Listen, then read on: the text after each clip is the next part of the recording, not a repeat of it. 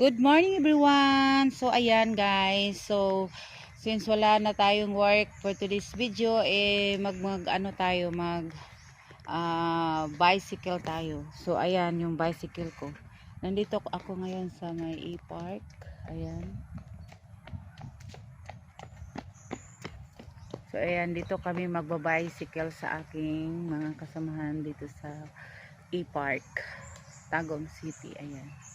So maganda dito guys,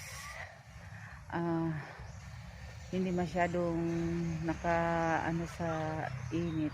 So okay dito na mag walking, jogging, tapos mag bicycle. Ayan, mag picnic. Ayan, mas okay dito. So let's go guys, at tayo ay mag-start na sa ating bicycle. So go go. Yan na, pababa na tayo. Break ng konti. I see my... Oh my god, oh my god, oh my god. Kaya na sa break ko eh. Parang walang break. Mahina yata yung break. So ayan guys, naka 1 round na ako. So pangalawa ko na ito. At medyo napawis na. Oops! Uh-oh! Dito tayo. Oh! Nakalimutan ko na mag-bike guys.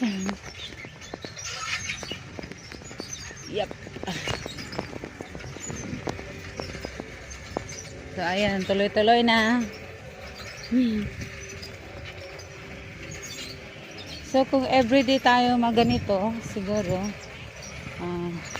ma-achieve na natin yung pagpapayat natin. Bicycle. Kasi pag mag-walking ako, hindi naman ako magpawis. Kahit ilang round pa ng walking dyan, hindi talaga ako magpawis. So ito ang naisipan ko, mag-bicycle na yun. So 1 hour pala ito guys, 50 pesos yung bayad natin dito sa e-park. 1 hour mong gagamitin yung bicycle, kaya sulitin mo yung isang oras para pawisan ka na. Liko tayo dito. Chiring! Ah! Aray ko! Ang sakit ng paa.